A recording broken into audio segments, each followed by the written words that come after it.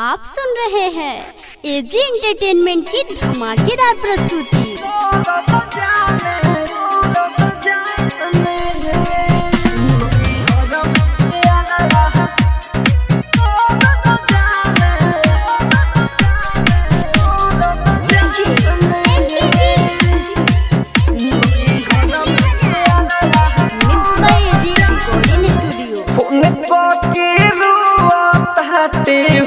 अभियो ले जो हाथे हो नई हरा में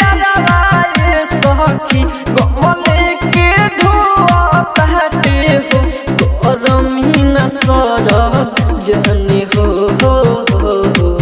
ए हो सखी नई हरा में आवा जितना दर्द जाने ससुरा तने मरद जाने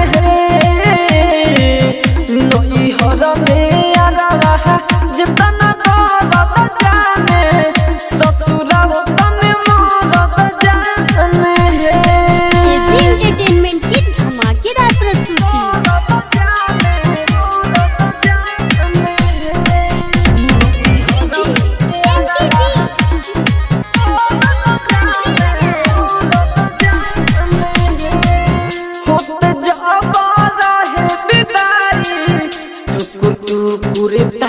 रहे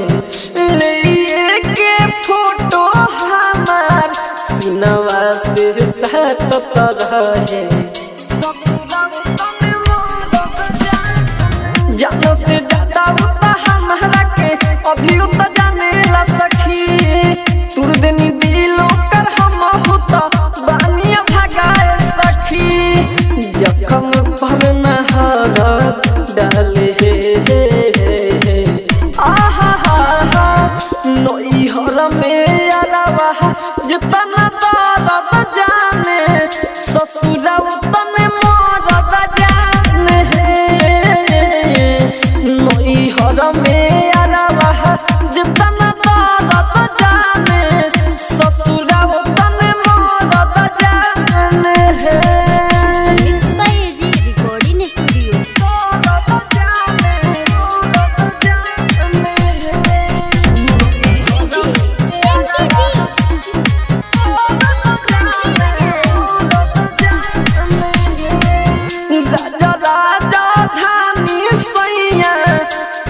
से बोले ले कभी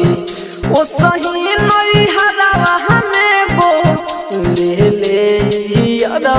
रवि राइटर मनी समिसाई कभो भूला न पाई हो देखनी हो सपना में सखी सुना अगला रुआई हो कभो नहीं मर्डर जाने हो नई हर में आवा